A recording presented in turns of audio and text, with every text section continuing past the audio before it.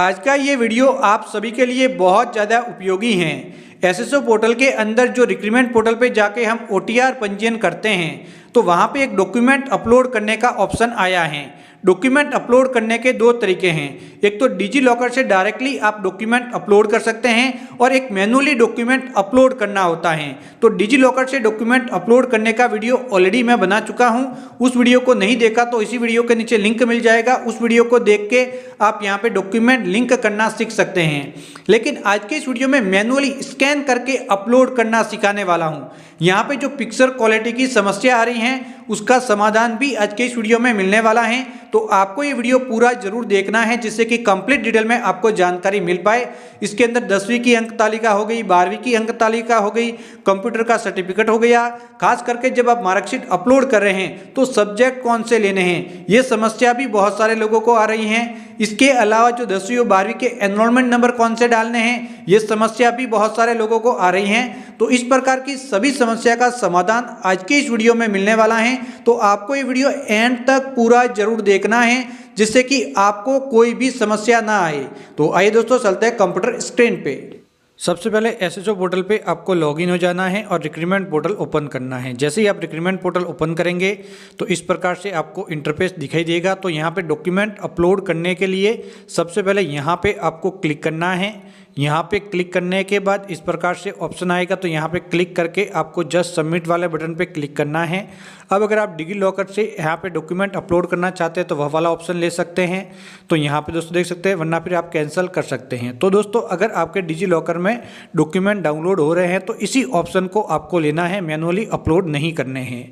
तो अब यहाँ पे डॉक्यूमेंट अपलोड करने के लिए जस्ट यहाँ पे क्लिक करना है मैनुअली डॉक्यूमेंट के लिए।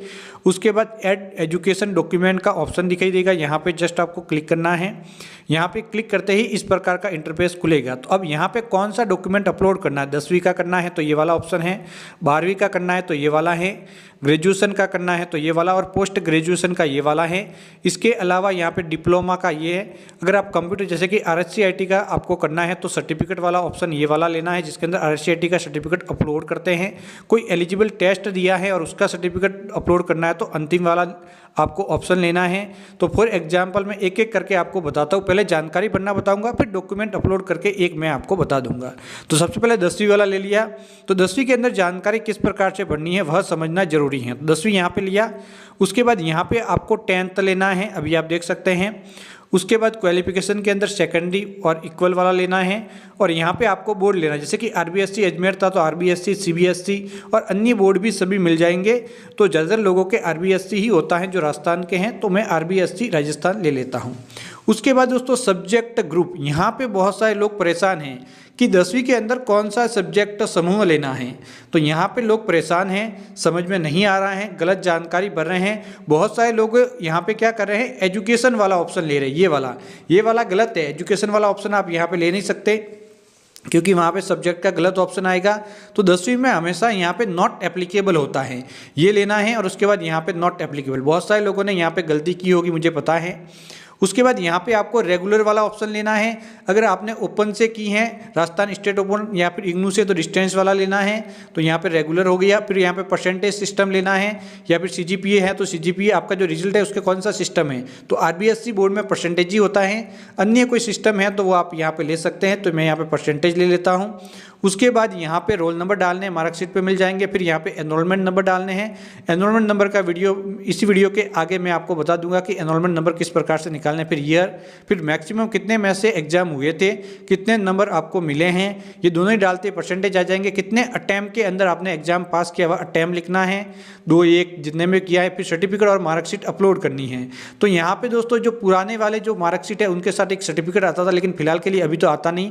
तो आपको यहाँ पे जो मार्कशीट है, अंक तालिका जहाँ पे आपके अंक लिखे हुए थे, वह अंक तालिका यहाँ पे अपलोड करनी है। अगर सर्टिफिकेट है तो इसके जस्ट आगे सर्टिफिकेट भी अपलोड कर सकते हैं। तो यहाँ पे 10वीं का करना करना है 100 से 400 KB साइज़ के अंदर एकदम कंप्लीट स्कैन करके। तो किस प्रकार से करना है मैं इसी वीडियो के अंदर आगे बता दूंगा। और ये अपलोड करने के बाद सेव मैनुअली पे क्लिक करना है। उसके बाद 12वीं की जानकारी भरने के लिए वापस यहाँ पे एक डिटेल सेव होगी, फिर 12वीं पे आएंगे, फिर 12वीं के लिए वापस इसी प्रकार से भरेंगे। सीनियर सेकेंडरी ले लेंगे, यहाँ पे बोर्ड ले लेंगे, यहाँ तक समान ही है 10वीं के। यहाँ पे दोस्तों समझने की जरूरत है, यहाँ पे बहुत सारे लोग गलत ऑप्शन ले रहे हैं।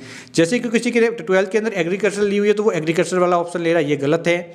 इसी प्रकार से अगर आपके आर्ट्स है तो आपको आर्ट्स लेना है। यहाँ पे कंप्लीट समझ लो, आर्ट्स, साइंस और कॉमर्स, 3 चीज़ का ध्यान रखना है। दूसरे सब्जेक्ट को भूल जाना है। यहाँ पे कॉमर्स वाला है तो कॉमर्स वाला लेंगे। जैसे कोई कंप्यूटर साइंस है तो वो उनको ये नहीं लेना है 11th 12th के अंदर, उनको लेना है साइंस वाला ऑप्शन। यहाँ पे देख सकते हैं नीचे साइंस वाला ऑप्शन आपको मिल जाएगा, क्योंकि यहाँ पे 3 कोर्स होते हैं, एक तो होती है आर्ट्स, कॉमर्स और साइंस। तो ये 3 होते हैं 12th में, तो तीनों में से कोई भी एक ऑप्शन ले सकते हैं जो भी आपके हैं। साइंस से किया तो साइंस से, आर्ट्स से किया तो आर्ट्स। जैसे फॉर एग्जांपल आर्ट्स से आपके तो आर्ट्स लेंगे। अब आर्ट्स के सभी सब्जेक्ट यहाँ पे दिखाई देंगे, अभी आप देख सकते हैं। तो इनमें से जो भी सब्जेक्ट आपने लिए हुए थे उनको सिलेक्ट कर लेना है ओनली, और आपको कुछ भी करने की जरूरत नहीं है और आपके सब्जेक्ट आ जाएंगे। तो यहाँ पे आर्ट्स वाले आर्ट्स लेंगे और आर्ट्स के सब्जेक्ट सेलेक्ट कर लेंगे। अगर कोई सब्जेक्ट यहाँ पे नहीं आ रहा है तो वो आप यहाँ पे ऊपर एक मेल ID दी हुई है, उसके ऊपर मेल करके ऐड करवा सकते हैं। फिर कॉमर्स है तो कॉमर्स वाले इस प्रकार से लेंगे।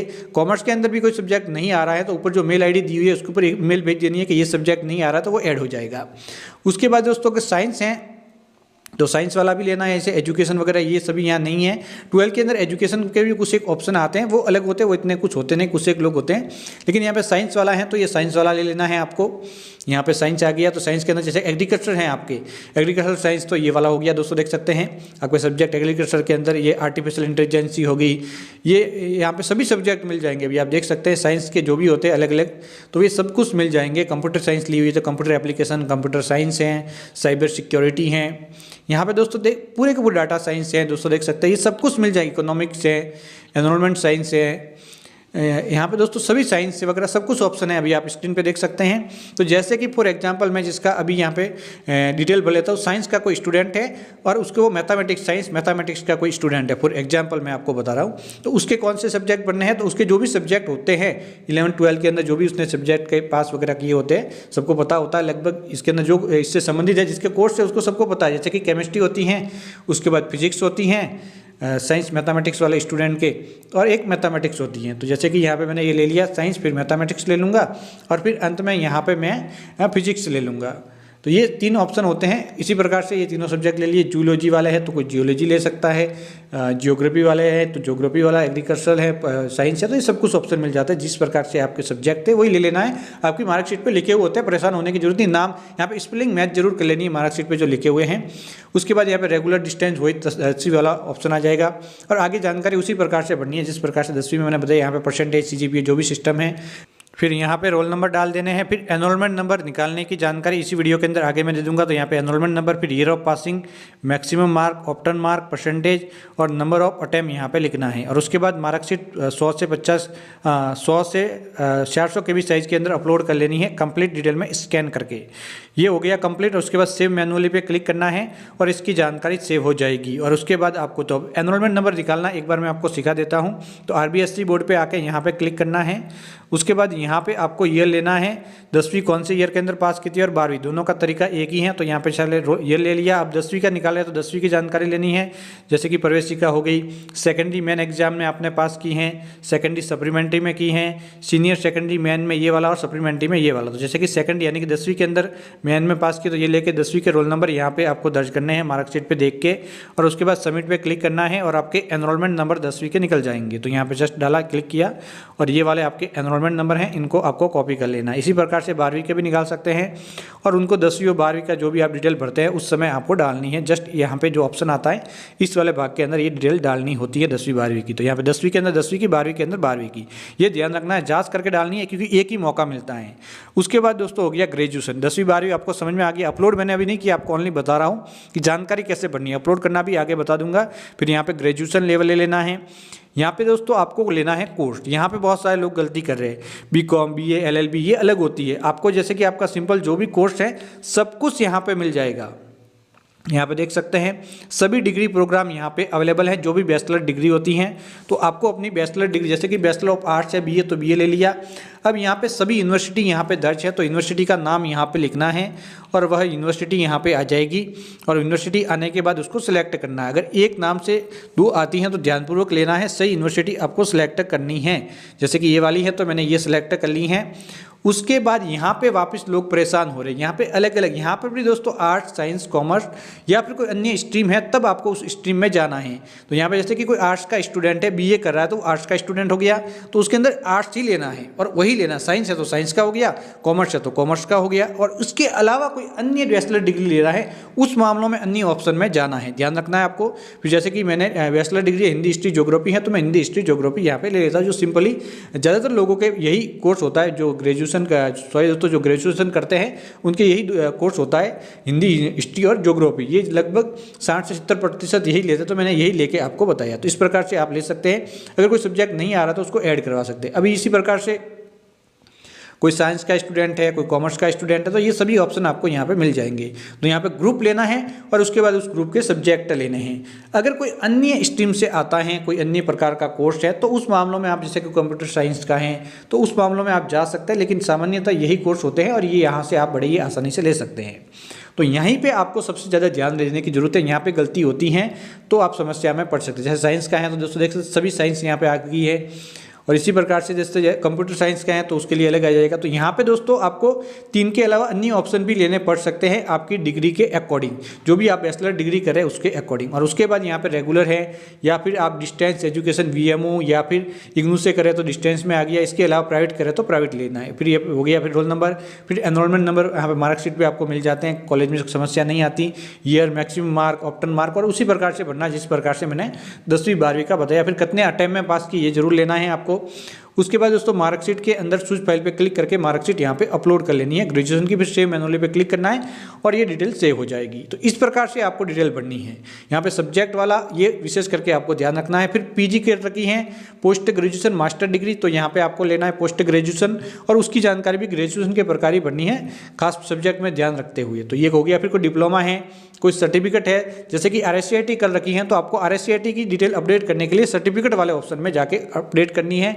कोई एलिजिबिलिटी टेस्ट दिया है तो वह एलिजिबिलिटी टेस्ट की मार्कशीट के लिए एलिजिबिलिटी वाले ऑप्शन पे जाके वह अपलोड कर लेनी है। तो इस प्रकार से ये सभी मार्कशीट अपलोड की जाती हैं और आप कंप्लीट डिटेल में समझ चुके होंगे। तो ये सभी हो गया। तो अब मैं एक मार्कशीट आपको अपलोड करनी है। तरीका हो गया कि ऐसे ऐसे करके जानकारी भरनी है। अब जब जानकारी भरेंगे तो अंत में आपको मार्कशीट अपलोड करके सेव करना होगा। जैसे कि ग्रेजुएशन मैंने ले लिया, अब BA फाइनल ईयर की मार्कशीट मैं यहाँ पे सिलेक्ट करता हूँ। अभी दोस्तों देख सकते हैं 400 KB से कम साइज़ के अंदर, और ये सक्सेसफुली हो चुकी हैं। अब आप कहेंगे कि एरर आ रही है, यहाँ पे सर्वर एरर एक तो आती है, उसके अंदर तो आपको बार बार ट्राई करना है तो सर्वर एरर नहीं आएगी। उसके बाद आपको सेव मैनुअली पे क्लिक करना है, उसके बाद जस्ट यहाँ पे क्लिक करना है और उसके बाद एग्री पे क्लिक करना है और ये अपलोड हो जाएगी। ये अपलोड हो चुकी है दोस्तों, देख सकते हैं। और यहाँ पे दोस्तों नॉट वेरीफाई बताएगी जब मैनुअली अपलोड करते हैं, तो इससे आपको परेशान होने की जरूरत नहीं है, ये ऐसे ही बताती हैं। इसको आपको भूल जाओ, आपको देख लेनी है कि सही से डिटेल आई या फिर नहीं आई। अगर डिटेल सही है तो आपका काम कंप्लीट हो चुका है। अब दोस्तों मार्कशीट अगर आपको अपलोड नहीं है, ये हो रही है क्वालिटी की समस्या आ रही है, तो उसके अंदर कोई भी प्रॉब्लम नहीं है। उसके अंदर मेन समस्या क्या है कि आपने सही से मार्कशीट स्कैन नहीं की है। अगर सही से स्कैन की है, आपको प्रॉपरली सेंटर में रख के स्कैन करनी है। उसके अंदर कंप्लीट जो लाइटिंग पड़ती है जब स्कैन होती है वो प्रॉपर होनी चाहिए। ब्लैक ज़्यादा दिख रही है तब नहीं चलेगा। फॉन्ट क्लियर दिख रहा है तो आपकी अपलोड हो जाएगी, कोई भी समस्या आपको यहाँ पे नहीं आएगी। उसके बाद कास्ट वाला आ गया, तो कास्ट वाले के अंदर यहाँ पे कास्ट सर्टिफिकेट नंबर डालने हैं। नंबर डालने के बाद जो टोकन नंबर होते हैं वह डालने हैं, ये ध्यान रखना है। फेस पे क्लिक करना है और जानकारी आ जाएगी। तो यहाँ पे कई बार कास्ट गलत आती हैं। अगर कास्ट गलत आ रही हैं तो इसको अपलोड नहीं करना है। यहाँ पे कास्ट कैटेगरी देख ली, OBC के SC आ रही है, SC के OBC, तो अपलोड नहीं करना है। सही आ रही है सभी जानकारी तभी अपलोड करके प्रोसेस करना है और ये सक्सेसफुली हो जाएगी। अब दोस्तों यहाँ पे जो भी डॉक्यूमेंट अपलोड करें, ध्यान ये रखना है कि ये लाइफ टाइम एक बार आपने अपलोड कर लिए, इसके अंदर बदलाव हो ही नहीं सकता। अभी तक कोई ऑप्शन नहीं है और कोई संभावना भी नहीं है कि कोई ऑप्शन आएगा। तो ध्यान रखना है कि बिल्कुल सही अपलोड करने हैं। अब बोनाफाइड है तो बोनाफाइड बोनाफाइड यहाँ पे डाल के फेस किया। अब यहाँ पे बोनाफाइड जो है वो पुराना बना हुआ है जिसका मैं अपलोड कर रहा हूँ, तो यहाँ पे इस प्रकार की आपको एरर मिल सकती है। तो अगर आपको इस प्रकार की एरर मिल रही है तो ये 2015 का बोनाफाइड सर्टिफिकेट, तो इस प्रकार की एरर मिलेगी। तो उस मामलों में या तो आप नया बना दो, सबसे अच्छा तो यही है कि नया ही बना दो। लेकिन अगर आप नहीं चाहते, आपके पास टाइम नहीं है, तो उस मामलों में ऐड मैनुअली पे क्लिक करके इस प्रकार से आपकी डिटेल आ जाएगी और आप ऐड कर सकते हैं। लेकिन मैं फिर भी कहूँगा अगर आपके पास समय है तो आपको नया ही बनाना है और उसको ही आपको ऑनलाइन वेरीफाई करना है। अगर कोई ऑप्शन नहीं है तो उस मामलों में तहसील वगैरह करके स्विच फाइल पे क्लिक करके उसे अपलोड करके सेव मैनुअली पे क्लिक कर सकते हैं, तो ये अपलोड हो जाएगा, कोई समस्या आपको नहीं आएगी। लेकिन फिर से कह रहा हूँ, आपको डिजिटल बना के ही अपलोड करना है। अगर आपके पास समय नहीं है, किसी वैकेंसी में आवेदन करने की अंतिम नज़दीक आ चुकी तब अपलोड करना है, क्योंकि एक बार अपलोड होगा, एक बार आपने अपलोड कर लिया तो भविष्य में कभी भी इसको आप चेंज नहीं कर सकते। किसी भी मामलों में सभी की सभी जानकारी। एक और विशेष बिंदु है, आप जब भी अपलोड करेंगे, अगर कोई डिजी लॉकर के अंदर कोई डॉक्यूमेंट डाउनलोड हो रही है 10वीं 12वीं ग्रेजुएशन की, तो वहीं से ऐड करनी है, मैनुअली ऐड नहीं करनी है। तो ये तरीका था डॉक्यूमेंट मैनुअली अपलोड करने का, नियमों सहित कंप्लीट समझ चुके होंगे। अब मैं आपको डॉक्यूमेंट अपलोड करने के नियम बता देता हूं। जब भी डॉक्यूमेंट स्कैन करके आप अपलोड कर रहे हैं तो ध्यान ये रखना है कि आपको अपने मोबाइल से डॉक्यूमेंट स्कैन नहीं करना है। अलग अलग प्रकार की एप्लीकेशन आती हैं, उसके जरिए अगर आप स्कैन करेंगे और उसका लोगो आ गया तो आपको डीबार कर दिया जाएगा। भविष्य में किसी भी प्रकार की वैकेंसी के अंदर आप शामिल नहीं हो पाएंगे। तो एक बात का ये ध्यान रखना है, बहुत सारे लोग मोबाइल से स्कैन करते हैं, फास्ट स्कैन हो गया, कैप स्कैनर हो गया और उसका नीचे लोगो आ जाता है। तो यहाँ पे जब भी आप डॉक्यूमेंट स्कैन कर रहे हैं, किसी भी प्रकार का लोगो नहीं होना चाहिए, एकदम सेंटर के अंदर सीधा होना चाहिए, उसके ऊपर प्रॉपर लाइटिंग होनी चाहिए। यहाँ पे ब्लर बता रहा है तब भी वह नहीं चलेगा। डायरेक्टली आपको पीडीएफ फॉर्मेट के अंदर ही स्कैन करके अपलोड करना है, ये समझ लो। ऐसा नहीं है कि पहले आपने स्कैन किया, उसके बाद कोई टूल किट का इस्तेमाल करके उसको वापस पीडीएफ में कन्वर्ट कर रहे हैं, उसका लोगो आ रहा है। तो जब भी इस प्रकार से करेंगे तो समस्या आएगी। तो आपको डायरेक्टली जब स्कैन कर रहे हैं उस समय पीडीएफ के अंदर स्कैन करना है। स्कैन करने के दौरान देख लेना है कि कोई भी लोगो, एक्स्ट्रा कोई भी चीज़ नहीं आनी चाहिए। ज़्यादा ब्लैक आ रहा है, इसके अलावा मार्कशीट के अंदर कहीं पर कोई भी हिस्सा ब्लर आ रहा है, दिखाई नहीं दे रहा है, तो अपलोड नहीं करनी है। पूरी की पूरी मार्कशीट देखनी है चारों ओर से, कहीं पर भी कोई भी समस्या दिखाई दे रही है तो अपलोड नहीं करना है। पहले उसको सही करना है, वापस स्कैन करना है और अपलोड करना है। अब लोगों को स्कैन करके अपलोड करने में समस्या आ रही है, उसकी पीछे वजह यह है कि आपने सही से मार्कशीट स्कैन नहीं की। अगर सही से आपने मार्कशीट स्कैन की है, प्रॉपर लाइटिंग है, जो जब भी कोई डॉक्यूमेंट स्कैन होता है तो जो स्कैनर होता है वो लाइटिंग भेजता है उसके ऊपर और उसके बाद उसको स्कैन करता है। तो एक तो कलर के अंदर आपको स्कैन करना है, ब्लैक एंड व्हाइट नहीं करना है, फोटोकॉपी स्कैन नहीं करनी है, ओरिजिनल मार्कशीट स्कैन करनी है और इसके अलावा प्रॉपर लाइटिंग अगर उसके ऊपर पड़ेगी तो क्लियर आएगी और उसके अंदर एक एक पॉइंट क्लियर दिखाई देगा, तो कोई भी समस्या नहीं आएगी। इसके अलावा कुछ एक लोग ऐसे हो सकते हैं जिनकी मार्कशीट बहुत ज़्यादा पुरानी है, तो उनको जरूर समस्या आ रही है, तो उनको कुछ ना कुछ जुगाड़ बिठा के इसको सही करना होगा। लेकिन ध्यान ये रखना है कि लोगो नहीं आना चाहिए, किसी प्रकार का ब्लर नहीं होना चाहिए, टेढ़ी मेढ़ी नहीं होनी चाहिए। ये ध्यान रखते हुए आपको अपलोड करनी है तो आपको कोई भी समस्या नहीं आएगी। वीडियो लंबा हुआ है लेकिन बहुत ज़्यादा उपयोगी था, इसीलिए इतना लंबा वीडियो बना के आपको जानकारी दी। जब भी आप कंप्यूटर सर्टिफिकेट अपलोड करें उस समय भी ध्यान रखना है कि जानकारी बिल्कुल आपको सही भरनी है। जहाँ खास करके वहाँ पे रोल नंबर हो गए, एनरोलमेंट नंबर हो गए, यहाँ पे बहुत सारे लोग गलती कर रहे हैं। तो ये गलती भी अगर आपसे हो रही है तो कमेंट बॉक्स में जाकर बता सकते हैं। अगर कोई समस्या आ रही है तो उसके बारे में भी वीडियो बना के आपको जानकारी दे दूंगा। तो अगर आपको ये जानकारी अच्छी लगी हो तो चैनल को सब्सक्राइब करके ऑल नोटिफिकेशन ऑन करना बिल्कुल आपको नहीं भूलना है। तो बाय बाय दोस्तों।